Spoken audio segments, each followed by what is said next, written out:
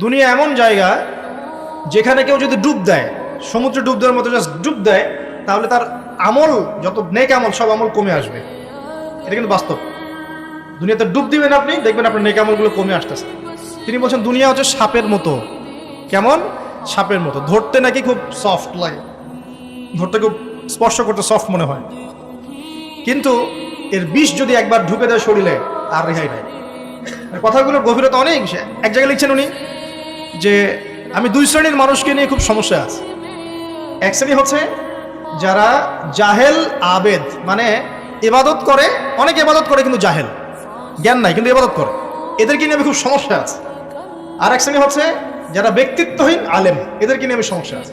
আলেম কিন্তু কোনো ব্যক্তিত্ব নেই, এই জন্য মানুষ তার কাছে আসে না, দূরে সরে যায়। ব্যক্তিত্বহীনতার কারণে অনেক আলেম থেকে মানুষ দূরে সরে যায়, কিন্তু একজন আলেম যদি ব্যক্তিত্বশীল হয়, মানুষ তার কাছে আসে।